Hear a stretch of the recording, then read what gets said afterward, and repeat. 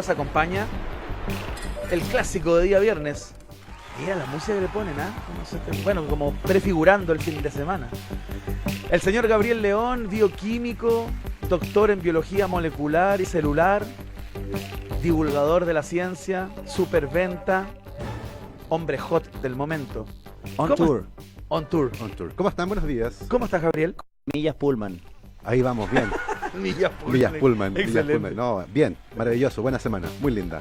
Arica, Concepción, Santiago. Mira. On tour, 100%. On tour, on Se tour. va a empezar a confundir, va a decir, hola, ¿cómo están, Concepción? Exactamente. Gabo es Puerto Montt. Por favor, ubíquese. No, terrible. A lo Mick Jagger. No, hacer un chiste para ver si estaban atentos. Partimos local y luego seguimos a escala global. Bien, muy bien. Muy ¿Cómo están bien. ustedes? Bien, muy bien. Ansiosos por conocer ¿De esta qué vamos a historia. hablar hoy? Vamos a hablar de muerte Uh. y de cómo evitarla, a veces. Ya. A veces. En 1880, una joven de 16 años fue sacada del río Sena. Su cuerpo fue sacado del río Sena, estaba muerta. Ajá. En aquella época no existía ninguna forma de revivir a alguien que hubiese perdido toda su actividad fisiológica y por lo tanto fue declarada muerta. Y como era desconocida, era NN, Ajá. se hizo lo que en aquella época se hacía en París con los cadáveres. Se exhibió en la morgue. La morgue de París se convirtió en un centro de atracción turística por aquella época y era muy común que los cuerpos de todas las personas que no eran identificadas se pusieran en exhibición por varios días Eso para que lo identificara gente para que que lo conociera. alguien que lo conociera lo Ah. identificara. Sin embargo, la mayor parte de las personas no iba a identificar cadáveres, Iba a mirar. iba sencillamente a mirar. Perfecto. Iban de sapos Como una a suerte este de evento, espectáculo, digamos. exactamente. Iban a mirar este espectáculo grotesco, porque había cadáveres destrozados, Claro. otros hinchados, qué sé yo, y se generaba gran conmoción y mucha expectativa cuando se anunciaba en el diario, por ejemplo, que había sido encontrado el cuerpo de alguien que no Ajá. estaba identificado. Eso fue lo que ocurrió con esta joven. Eso fue lo que ocurrió, por ejemplo, con el enfant de la Roi de Verbois. Mi francés está un poco oxidado. No, me parece Mucho Una- mejor que el mío. Una guagua de 4 años que fue encontrada muerta en las calles de París. La única evidencia de daño físico externo era un magullón en la mano izquierda, pero eso era todo. Y la noticia aparece en el diario, y la gente al ver esta noticia de una niña de 4 años que aparece muerta, corre a la morgue a verla, y al cabo de algunos días la noticia se expandió. Llegaron a la morgue de París en esos días a ver ese cadáver 150.000 personas. Se generó un caos pero en la ciudad, se circo paralizó romano. el tráfico, se rompieron paraguas, se desmayaron mujeres, volaron sombreros, hubo peleas, había codazos, por la gran expectativa que la gente tenía de ir a ver este Me cadáver. acordé de la casa de vidrio, fíjate. Es impresionante. Claro. La morgue de París en aquella época además desarrolló sistemas especiales de refrigeración. Pues ustedes imaginarán la cantidad Sí. de cuerpos en exhibición, Por supuesto. con calor ahí, la pestilencia era impresionante. Como Fuente Soda al centro. con los Exacto, completos. algo así, por ejemplo. Pero se generaba una gran expectación. De hecho, Émile Zola, el novelista, decía que la morgue de París era el mejor espectáculo para cualquier bolsillo. Claro. Porque era gratuito. Porque era gratuito y la gente lo iba a ver. Y de hecho algo similar pasó con l'Inconnue de la Seine, que es esta joven que fue sacada del río Sena muerta.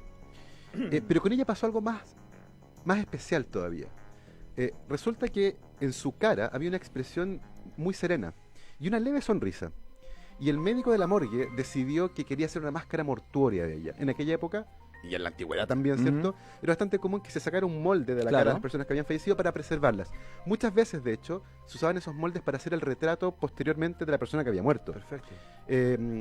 Y este médico, al ver lo lindo del rostro de esta niña y la expresión de serenidad que tenía, decide entonces hacer una máscara mortuoria de ella y hace un molde y la fabrica en yeso después. Ajá. Y resultó que era tan popular la chica y era tan bonita la imagen que esa máscara mortuoria se convirtió en un objeto de arte y comenzó a ser replicado en un montón de fábricas de objetos de esta naturaleza y fue puesto en las casas como adorno. Entonces, era muy común que en aquella época en París Mira. uno entrara a una casa y viera máscaras en los muros. Y una de esas máscaras correspondía a esta chica que había sido rescatada del río Sena, como les digo. Se convirtió en un objeto, en una especie de musa. Nabokov, el novelista soviético, sí, sí. escribió un poema que se llamaba L'Inconnue de la Seine, en Ajá. honor a ella. Albert Camus decía que era la Mona Lisa moderna, por esta sonrisa enigmática, muy leve, casi Ya, imperceptible. es una suerte de icono Se pop, convirtió ¿no? en un icono pop a Claro. fines del siglo XIX, principios del siglo XX. Desafortunadamente, como yo les digo, ella murió y no se pudo hacer nada por ella porque en aquella época no existían las técnicas modernas de resucitación cardiopulmonar. que han salvado a millones de vidas. Hay casos que son impresionantes. El 2011, Jeremiah Cleasing, un norteamericano, tuvo un infarto, su esposa lo lleva corriendo al hospital y 5 días después tiene un infarto masivo, su corazón queda completamente inutilizado. Y los médicos comienzan a aplicarle resucitación cardiopulmonar. El protocolo dice que después de media hora de aplicar estas técnicas, si no hay una respuesta del paciente, se declara la muerte y se terminan los procedimientos. Sin embargo, Jeremiah hizo algo insólito. Cada cierto rato abría los ojos y preguntaba por su esposa. ¿Qué? Imagínate el médico haciéndole el RCP, Claro. y el tipo de repente recobraba la conciencia y decía, oh, ¿dónde está mi esposa? Y volvía a irse. Entonces, cada vez que le hacían el RCP, él reseteaba el reloj porque volvía a tener conciencia. Y los médicos estuvieron haciéndole resucitación cardiopulmonar mientras él abría los ojos. Claro. Este señor, Jeremiah Cleasing, le hicieron resucitación cardiopulmonar 20 médicos distintos durante 5 horas y media. Hacían turno. Hacían turnos Claro. para poder, porque esto además es cansador, es Descárgate agotador. del tipo del Vox 7. ¿Es la versión anglo de Candela? Sí, porque Candela, claro, que nos acordábamos ayer de ese video Bueno. de Crónica TV. Y ahí estaba Jeremiah, una cosa curiosa, uno de los médicos que participó de este proceso era de apellido Lázaro.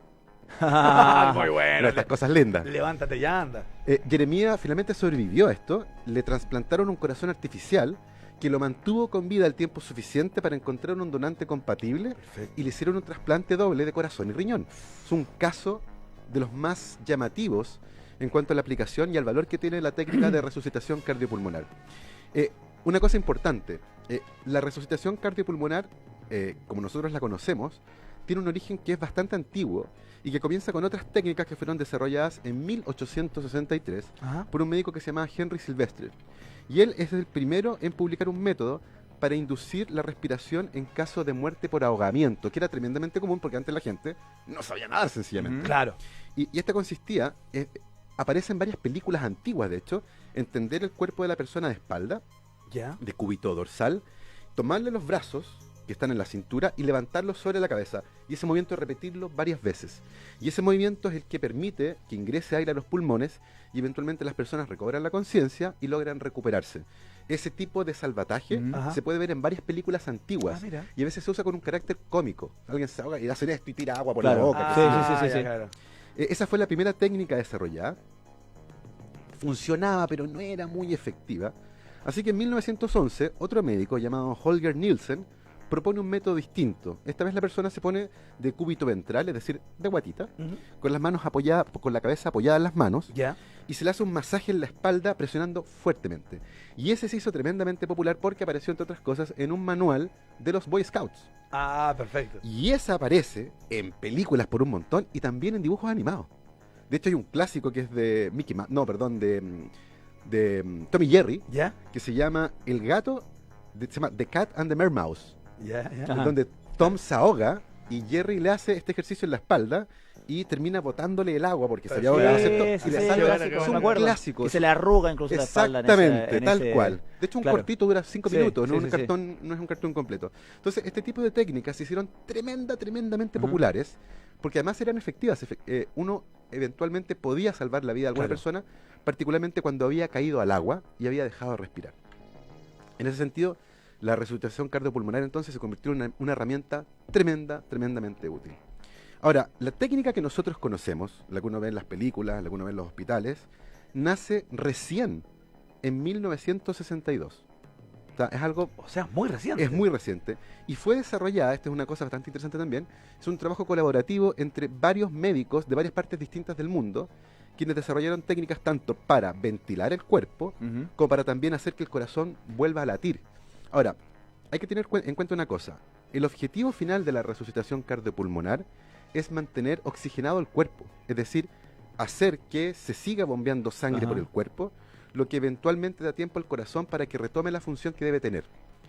Esto es tremendamente importante. Cuando nace la resucitación cardiopulmonar es inventada por James Jude, Peter Safar, James Elan y otros médicos que en conjunto logran generar esta técnica que inicialmente se utilizó en perros. Ya. Hoy en día la RCP en perros y en gatos se realiza, pero con mucho cuidado, porque si un perro que perdió el conocimiento despierta en medio del proceso y tú estás aplicándole, por ejemplo, respiración boca a boca, te puede morder. Claro. Entonces, se aplica con mucho cuidado en la clínica veterinaria. Pero es un mal menor igual comparado con la posibilidad de darle vida al perro Por muerto. supuesto. El perro muerto, mira. El perro muerto. El perro Ahora, muerto, qué clásico. como les digo, esta técnica fue inventada originalmente en perros, pero rápidamente fue puesta en práctica para salvar la vida de un niño que se había ahogado. Y se demostró su funcionamiento y servía. Y aquí viene el problema. ¿Cómo hacemos que esta técnica sea popular y que sea masiva y que la gente la aprenda? Porque esto es importante, porque como les digo, la resucitación cardiopulmonar no solo sirve para salvar eventualmente la vida de la persona que la recibe. En caso de muerte de esa persona, si es que ha recibido resucitación cardiopulmonar, aumenta la probabilidad de que los órganos puedan servir para trasplante, porque los mantiene vivos en un estado fisiológico que es compatible con un trasplante, no se arruinan. Y por lo tanto, esto es tremendamente útil y anualmente en Estados Unidos se trasplantan 1000 órganos de personas que fallecieron, pero que recibieron resucitación cardiopulmonar en el proceso. Por lo tanto, es una técnica que tiene un propósito doble. Eventualmente puede salvar tu vida, pero aún si no la salva, puede salvar la vida de otras personas trasplantando esos órganos. Y antes de entrar a cómo es esta técnica justamente y contribuir desde esta columna para que sean cada vez más las personas que la manejan y la conocen, ¿se podría hacer algo como, o cómo es el caso de la maniobra de Heimlich, que es así, uno más o menos... Esa otra historia. Otra historia. Sí, pero uno más o menos sabe cómo es, claro. ¿no? Sí. Eso sí se ha hecho popular y se ha hecho masivo. De hecho, los restaurantes a muchos garzones les enseñan a la gente que atiende, particularmente hay restaurantes de carne, por ejemplo, donde es tremendamente común que ese tipo de cosas ocurra. Yo estuve en un matrimonio hace un tiempo atrás donde una persona le ocurrió cenando, uno de los novios, los dos novios eran médicos, y estaba lleno de médicos. La verdad es que había una fila para hacer la maniobra de Heimlich. Claro. Pero este tipo de técnicas son tremendamente útiles. Y una cosa importante. Uno en las películas ve mucho el desfibrilador. Sí. Cuando están ahí el tipo... ¡Clear! Tenemos un flatline, ¿cierto? El tipo muere, ¡pip! Y sacan las paletitas. Claro. No. Eso es un mito. El desfibrilador no echa a andar un corazón. El desfibrilador detiene un corazón. El desfibrilador sirve para poner en ritmo normal a un corazón que está con arritmia. Una vez que llegaste a la línea plana, no hay nada que hacer con el desfibrilador, porque ¿qué vas a detener un corazón que ya está detenido? Hollywood se encargó de diseminar un mito. Qué increíble, qué buena desmitificación. Cuando tú llegas a ese punto, ya no hay nada que hacer con el desfibrilador, ahí hay que hacer masaje cardíaco. El desfibrilador sirve en los minutos previos a que el corazón se detenga, cuando eventualmente hay un ritmo descontrolado, y ahí sí, en el fondo descontrolar suprime y se resetea el corazón. Claro. Para eso sirve un desfibrilador. Pero esta técnica, la RCP, es fundamental. El problema era que cuando se empezó a utilizar originalmente, la cantidad de lesiones que se producían en las personas era gigantesca. Fractura de costilla. La más típica. Fracturas de costilla, había fracturas de esternón, daño vascular, y muchas veces las personas en este intento desesperado por salvar la vida de alguien que estaba muriendo, la aplicaba sin saber muy bien cómo hacerlo. En el fondo, había visto algún video. Y a lo bestia nomás. Porque es interesante, cuando se lanzó esta técnica, una de las cosas que hicieron fue grabar videos. Y se exhibía a veces así como en el cine, el mundo al instante. Y acá una nueva técnica para salvar. Entonces, la gente la había visto, cachaba más o menos lo que se hacía, pero no tenía muy claro cuánta fuerza utilizar, cuánta presión, dónde aplicar la presión. Entonces, la cantidad de lesiones que esta técnica producía eran gigantescas. De hecho, en los años 60, el 97% de las personas que recibía RCP terminaba con las costillas fracturadas. El 97%. De hecho, yo he escuchado el mito de que tiene que fracturarse para ser efectivo. A medida que se ha enseñado mejor, en los 90, por ejemplo, la cantidad de personas que recibía RCP y que terminaba con las costillas fracturadas bajó un 55%. O sea, existe una forma, una técnica correcta de hacerlo sin fracturar. Sin fracturarlo. Entonces, el gran problema fue ese. ¿Cómo le enseñamos a una cantidad gigantesca de personas a aplicar esta técnica sin que dañe al paciente? Y por lo tanto, acá viene nuestro siguiente amigo en la historia, el importante. ¿Ya? Asmund Laerdal. Asmund Laerdal era un señor que tenía un hijo que casi se la ahoga. ¿Ya? Él mismo lo rescata de un lago. Este señor era noruego. Lo rescata y logra de alguna forma sacar el agua de los pulmones y le salva la vida a su hijo. Y quedó tremendamente sensibilizado con este tema. Y por lo tanto, cuando uno de los médicos que inventó esta técnica de resucitación cardiopulmonar, que se llama Peter Safar, lo contacta para proponerle que haga un juguete a escala 1:1 para hacer entrenamiento de RCP, él acepta feliz. Dice, voy a hacer un muñeco, un dummy, que le enseña a la gente la forma correcta de hacer esta técnica. Entonces él, fabricante de juguetes noruego tremendamente popular en aquella época, con el conocimiento para hacer muñecas, más esta sensibilidad especial por la cercanía de la muerte de su hijo, decide finalmente aceptar el desafío. Y se larga a fabricar un muñeco que tenga la consistencia, Claro. que tenga todo anatómicamente bien puesto de un torso humano, que además tiene que ser en escala 1:1, de un adulto. Claro. Después vienen los de niños. Entonces fabrica el juguete, le pone una cabeza y decide ponerle cara a esa cabeza. Y él dice, ¿sabes qué? No puede ser una cara de hombre.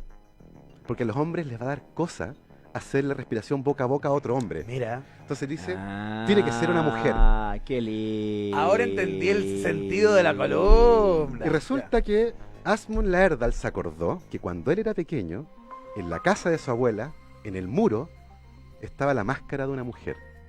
Y decidió usar esa cara en los muñecos de resucitación cardiopulmonar, que es ni más ni menos que l'Inconnu de la Seine, la niña que murió en el Sena, que se convirtió en RCP Annie, en Rescue Annie, que es el nombre que tiene el muñeco de resucitación cardiopulmonar, que tiene la cara de esta niña que murió ahogada en el río Sena y que se convirtió en, ahí está, esa es la máscara mortuoria. Estamos viendo la máscara mortuoria, claro. Y que se convirtió